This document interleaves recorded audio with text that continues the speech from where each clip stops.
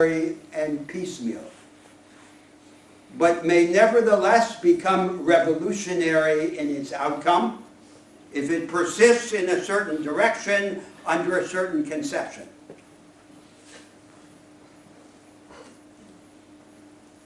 It is subject to a competition because some structures have more functional advantages than others, but the functional advantage doesn't select from a closed list of alternative regimes in history.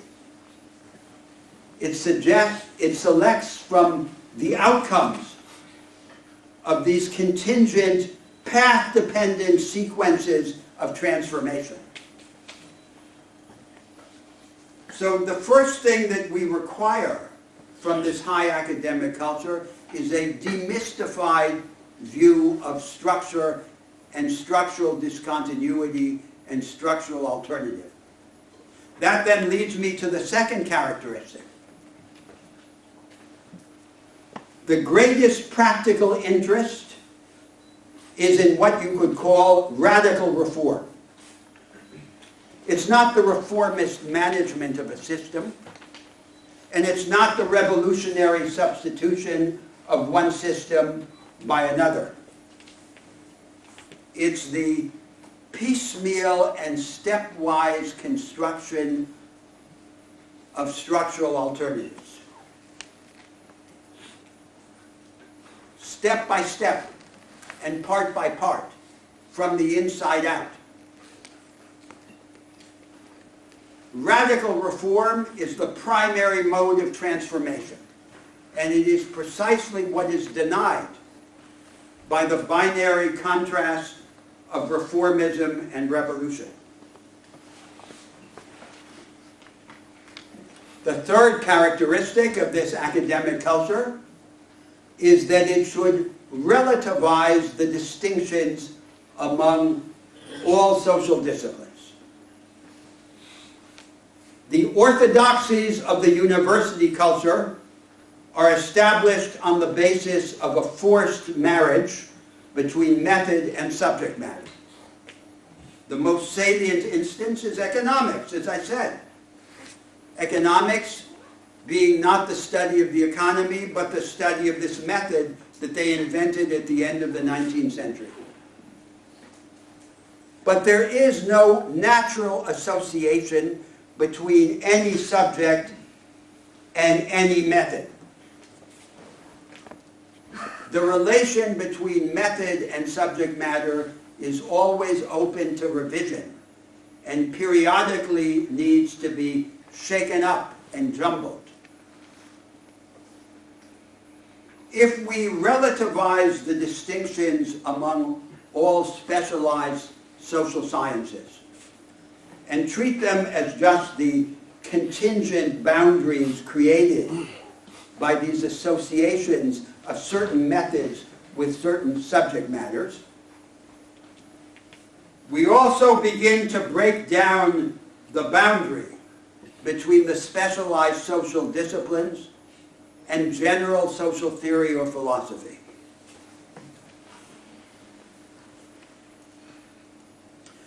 The fourth characteristic of this academic culture is that despite this relativization of the specialized social sciences and this attenuation of the boundary between the specialized sciences and general social theory,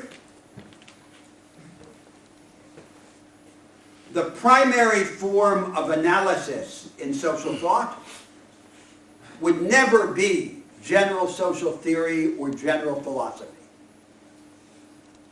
To say that we can understand a particular part of social life only if we understand all of social life is to require genius as the condition of insight.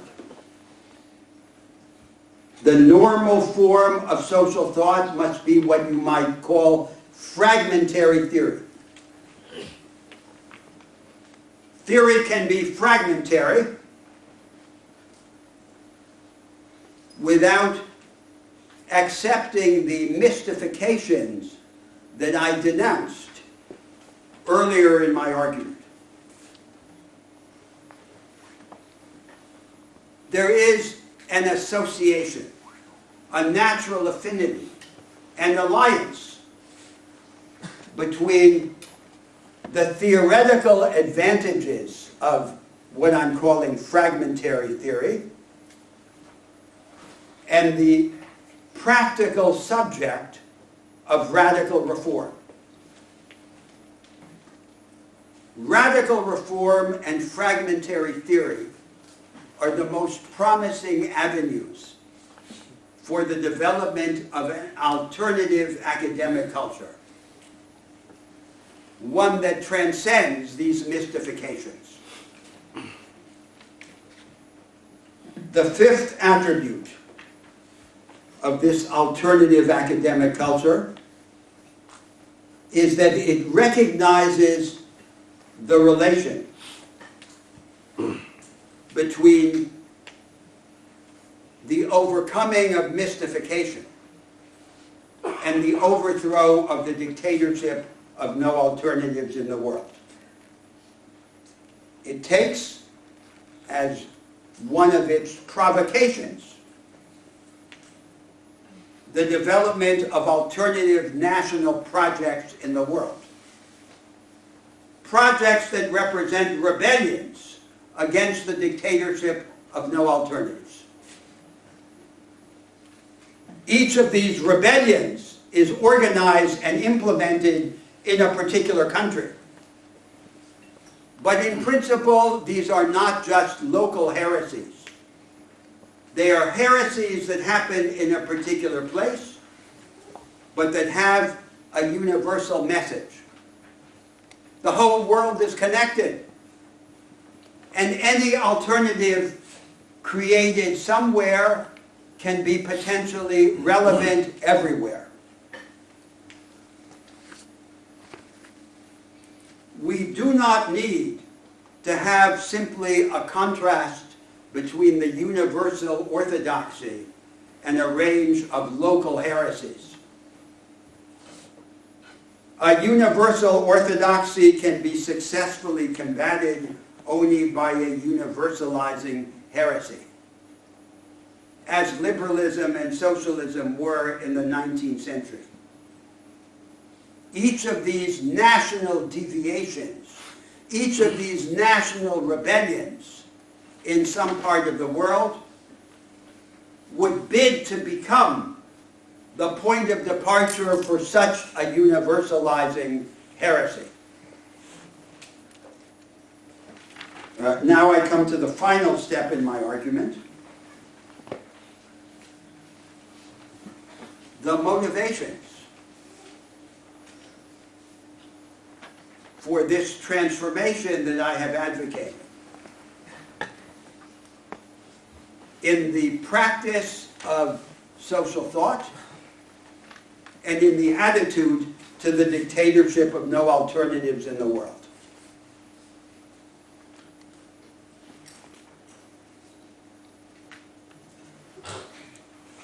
There are three motivations. The first motivation is methodological or epistemological. There can be insight only when there is the imagination of transformative opportunity. To understand is to understand transformation. Not to imagine transformation is not to understand at all. Therefore, all the social sciences have to be reconstructed on the basis of this overriding link between insight into the actual and imagination of the adjacent possible. The second motivation is moral or existential. As each of us grows older, a shell, a mummy, begins to form around us. of silent compromises and abdications. And within this mummy, each of us begins to die many small deaths. Now, in every walk of life, this process of mummification takes a distinctive form. In academic life, the predominant form of mummification is the following. The academic, early in his formation, assimilates a certain analytic or argumentative method, and then he spends the rest of his life feeding material through that method, through that slot machine. The triumph of method over vision. One of the ways of dying these small deaths. And then, of course, in the middle of his life, he begins to get bored and looks for something else to do. Now we have an interest in escaping from this mummification. An existential or psychological interest, a moral interest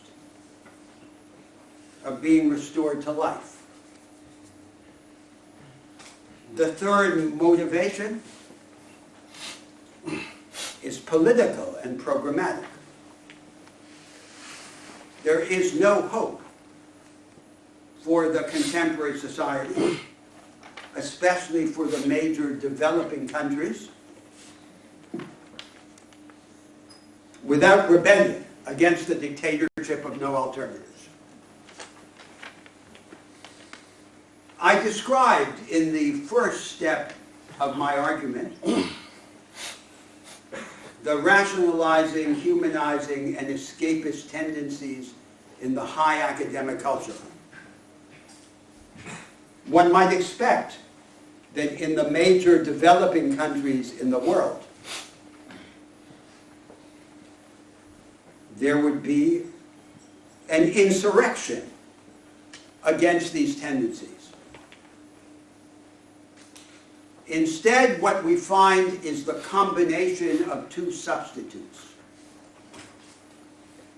On the one hand, a shrunken, fossilized Marxism as the lingua franca of the leftist intelligentsia. It rejects the good part of Marxism, the transformative aspirations, and keeps the bad part, the historical fatalism.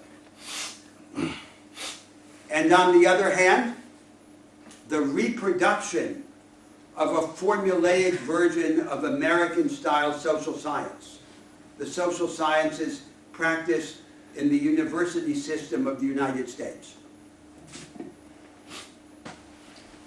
as a retrospective rationalization of the established arrangements of society.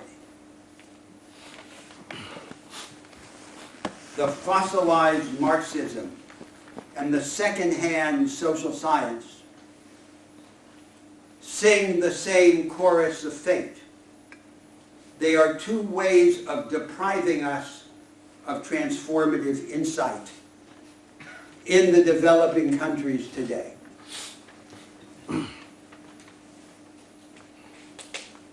Now, each of these countries, especially the large continental developing countries, should in principle be a site of resistance. Each of themselves has the dimension, the resources, the history to imagine itself as a different world.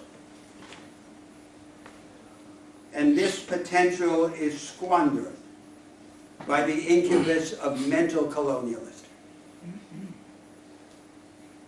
Instead of seizing on the potential for insight that their circumstance provides, a large part of the intelligentsia becomes representatives of these dominant tendencies in the high academic culture of the rich countries.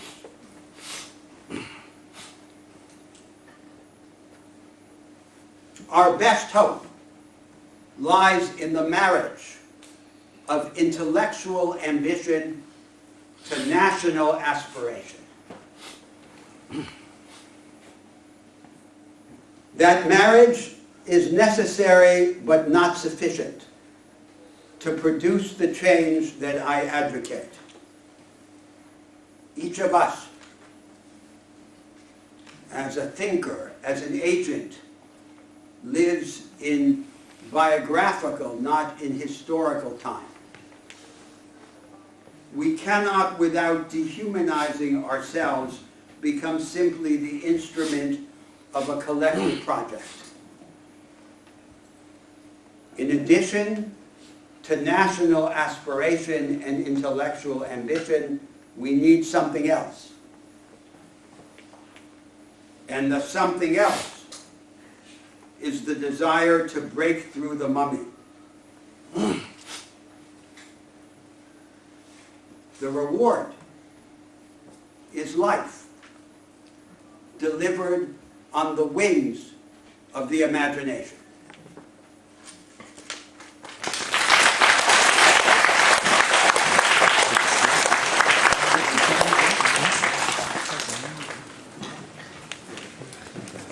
Thank you, Professor Unger, for your extremely imaginative and thought-provoking lecture. And before we invite Professor Wang Hui and Professor Feng Xiang to make their comments, I'd like to very briefly to summarize Professor Unger's lecture in Chinese. But it's a very difficult task to do. But I will try to be just to highlight the main outline of your argument, and I will try to be as authentic as possible. So, 他一开始就是他是讲到这个所谓 dictatorship of no alternative， 我觉得我们可以翻译成一种没有其他选择的那种专制，这种，但他这个所谓那就没有别的选择，那这个选择是什么呢？他强调是一种 flexible social democracy， 他就是说他认为这个现在的专制性的全世界范围之内的主导的意识形态，他认为倒也不是什么像弗里德曼那种特别极端的没有任何保护的市场，他认为当前世界真正占主导地位、支配地位的，也就是一种专制地位的思想，实际上是一种保守的社会民主主义。他就是说，你基本上，财产制度、合同制度、基本市场制度，你都承认不变，但是呢，你还要有一些社会保护。就这个，他认为实际上这个是主流，而这个是一个 dictatorship， 就并不是特别极端的，就有什么弗里德曼那种，虽然有很多主张，那个他并不是真正的实践中的，包括西方发达国家的主流。所以他现在整个就要挑战这种保守的社会民主主义主流。那么我认为和中国来说，实际上就是中国经常说的，我们的关键问题是要不仅要进行二次分配，进行再分配里边调整收入，而是要在一次分配，就是基本的社会、经济、法律制度上来进行改革。这是他第一。那么他说这种保守的社会民主主义的专制为什么现在遇到巨大挑战？他给出了5个就是保守的社会民主主义解决不了的问题，他第一个问题就是说，这个知识经济，它这个知识经济还不仅只是高科技，它是指的是说这种霍福特主义，它实际上代表一种新型的分工。它在传统的分工中，工人很被动，它的那个 conception 和 execution 就是概念和执行，或者你计划和执行完全是不同的人。比如说工程师、老板在计划，那执行就是一种一线的工人，那一线工人实际可以完全和机器一样。那么这个霍福特主义，比如说在硅谷那个地方，它实际上社会关系也比较平等，它企业内部关系也比较平等，它的合同关系也不一样。合同关系它可能是一种 relational contract。那么，这个问题，就是说这种先进的知识经济，它实际上也打破了传统的制造业和服务业的界限。很多传统制造业也可以理解为是知识经济，如果它和所谓这种先进知识经济的服务业结合，那么它这个关键就是说，他认为这种知识经济是一个 isolated， 是一个孤岛。比如说在美国也只是，比如说在加州、硅谷，在中国可能有中关村，也可能有什么深圳一些地方，但是它的这种代表着新型的生产方式、新的人际关系，比较平等的、比较更多的广泛的参与的经济民主性的这种东西，实际上没有展开。这是这个问题的第一个，通过保守的社会民主主义解决不了这个第一个难题，因为它只是一个再分配。那么第二个难题就是说，这个就业很恶性，现在全世界就很多人就是没有基本保障，或都是什么劳动派遣，做的这种最就是也没有那种连传统的就是欧洲社会主义那种保障工作都没有了。那么这个仅从那个旧的社会主义也没法解决，但他没有展开这个。其实他昨天还在中央党校，他对第二个恶性的就业他是有展开。那么第三呢，就是说金融和实体经济的关系也解决，因为现在实际上世界主流的投资是来自于 retained profit， 是每个企业自己的流利的作为投资，而大部分什么股票市场这些东西都不是服务实体经济的。这是比如说 venture capital， 实际上在整个，比如在美国的风险投资也是在美国整个投资里边的很小的一部分，实际上，所以他也说这个把这个所谓它叫 inclusive vanguardism， 就是说包容性的先锋主义，就是要把这个扩展到整个社会，比如把硅谷、把深圳、把中关村这种扩展到全社会。但这个他认为传统的社会民主主义、保守的社会民主主义只是一个再分配。不解决基本制度问题也解决不了，这是第三。他第四个就是 social solidarity， 社会团结 social solidarity。他就是说现在的这个保守的社会民主义也解决不了社会团结问题，为什么呢？因为现在它都是通过一种货币的转移支付，也就是再分配，而真正的社会团结，他必须认为它必须是直接的。所以我就补充一个例子，就是说他担任那个巴西的 Minister of Strategic Affairs。是这个部长的时候，就战略事务部长的时候，这个部其实原来巴西是政府里面没有这个部，是卢拉总统专门为他专门创建的这个部。那么，但是他负责一项很重要的工作，实际上是构思巴西的国防战略。这个已经在巴西最后议会通过了这个法律，这个国防战略是他系统。他其中有个很重要，就是说那个服兵役啊是一个责任，所有的公民都必须服兵役。但如果说你不服这个兵役的话，作为你就说，假设你有什么替代的话，那么你就必须在你一生当中直接的照顾你家庭之外的人。那么当然也不一定都在同一年，这你可能有一个选择，比如说第1年或者20年之内做，在你毕业以后。但是如果是你不服兵役，你必须要照顾你家庭之外的人，直接。那么就是这个，他认为这些呢都不是传统的社会民主主义通过货币再分配能解决的。那么这是第四个social solidarity的问题。他第5个传统社会民主解决不了，就是 weak democracy， 就是他认为现在西方大多数国家的民主都还是一个弱的民主，这个弱的民主不挑战这个社会的基本结构，它最多做一些再分配。对，那么这是所以他认为这5个因素导致了这个所谓 flex， 就是这个 conservative social democracy 是一个 dictatorship， 就两边举是解决不了这些问题，所以他呢就是说，他说他下面就提出。他下面讲的就是4点，就是说怎么应对这个保守的社会民主主义的专制。那么他下面他接着讲就5点，他的逻辑顺序。第一就是说，他认为现在的第1点就是说，现在的学术界对这种保守的社会民主主义的专制所负有的责任，也许我也等会儿冯向和王辉教授可能会展开更具体，我就不再。他们就学术他是负责任，他这是第2部分，他是讲从历史的角度看这个社会结构的问题，就是那种那个社会结构，它实际上就是那个他前面讲的一些学术，他讲的这个法律学，就是那个就是把这个社会结构往往看成一种自然的，而实际上他认为这个社会结构是一个 frozen struggle， 就是一种被冷冻下来的斗争，就是这个结构并不代表什么必然的规律。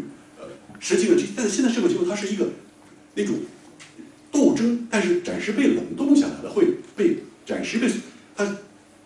实际上，这个结构实际上是可以改变，因为它有了维科的一句话，就是说，因为这个世界是我们创造的 ，we made this world， 所以 we can understand it， 就是我们创造的世界，实际上我们可以理解它的。那么这是第3点，就是说他讲的以法律与经济为例子，说讲现在的法学和经济学有什么问题？但是他法学呢，他讲了3个问题，就是特别是对这个，他认为 formalism 就是 formalism 那种形式主义，他认为更好的理解是一种19世纪的分类学，就是类型学，就是把这个比如说资本主义，或者就是一种很大的一种社会类型，这种社会类型其中有一个唯一的一种规律，概括这个社会类型。那么他是反对这个观点，那么他认为实际的现实的 law。它是有一部分的好像有点主导性的 law， 但实际有大量的例外 exception。那么生在这种所谓现在的主流性的，好像是主流性的 law 里面，你再看它从它那个例外里面，你可以看出新型的发展的可能性。那么他强调 law 实际上是，他举一个例子，也许冯教授都会讲得更精彩。他认为 law 其实就像是一个 crucifixion， 就是十字架，就是说那个就是我们的 ideal and interest， 我们的利益和理想，实际上就是说，但你要通过现实的那个制度来体现，就是法律。所以它这个法律实际上是一个，好比是我们的利益显的一个十字架被钉在那儿。那这个那么这是第三点，那个从法律和经济，那么经济学它又讲了4点，就是这个经济学的问题是什么？我觉得时间我就不再展开它这四点，就经济学为什么只是变成一个逻辑科学，而不是一个真正经验性这个科学。那么他们下面第4点呢，他就说，我们到底需要什么样的学术？这个需要的什么学术？他就既讲了这个，这是他在这个大的第4点下，他又讲了5点。这个新的需要的学术应该有5点，一个是就是能够解释结构，但是又不假定这个社会结构呢有一个内在必然的一个那种铁的规律那样的东西，并且认为这个结构它并不是一个天衣无缝的一个系统。所以我觉得邓小平说的改革就是革命，因为他讲陈和他改革也就是革命，但是如果因为一个体制本身是一个天衣无缝的系统，比如说社会主义或资本主义，那么你就无法理解 radical reform 的重要性，因为你要不然你就说必须你彻底一下就革命了，全部推翻体系换另一个体系，或者你的改革就变成没有意义的一种很小修小补。那么比如邓小平说改革可以就是革命，然后实际上我觉得就是和他这个通过一步一步的，好像是渐进的，但它实际有根本制度变革性的这种，所以 radical reform。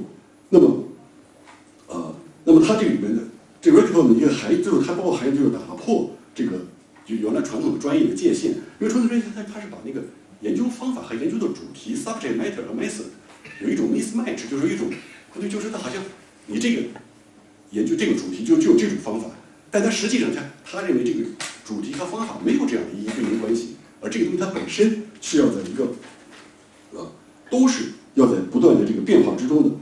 那么这是他讲就是第4点，他最后第5点就是说他整个这个他的 motivation 是什么？他 motivation 他讲了实际上是一个3点。那么这个 motivation 它第1点就是说，实际上就是我们要理解现实 what is actual， 就是必须 imagine how to transform， 就你必须你要理解它怎么改变，这是包括自然现象，你自然科学的实验其实这样，就是你必须想象到你怎么能改变它，你才真正能了解它。就是你就想象不到改变它，实际没有了解，就跟我刚才维科说那句话，就我们创造历史是我们可以理解的。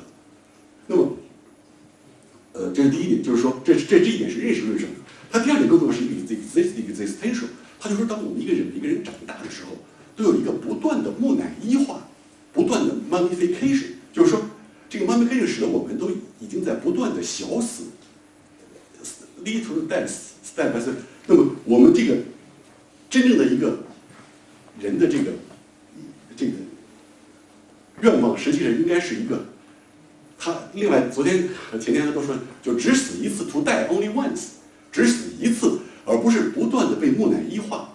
那么这个前面的整个的挑战这个保守的社会民主主义，这个它实际上是一个挑战这个木乃伊化，使得我们真正只死一次的这个一个关键的一个制度上的一个体系。那么最后一点，他就是说这个目的就是要打破这个精神的殖民主义。他认为在巴西、中国这种发明大国，我们有很多的能量，我们非常 vital， 但是我们这个发展中大国的很多能量都被浪费了，就是因为特别是如果按照传统的这个学术的情况，就是变成还是一种精神被殖民的一种状态。那么，所以由于这3个 motivation 是他整个今天晚上这个讲座的，就是他的动力。好，那么现在我们先请汪辉教授来做一个点评。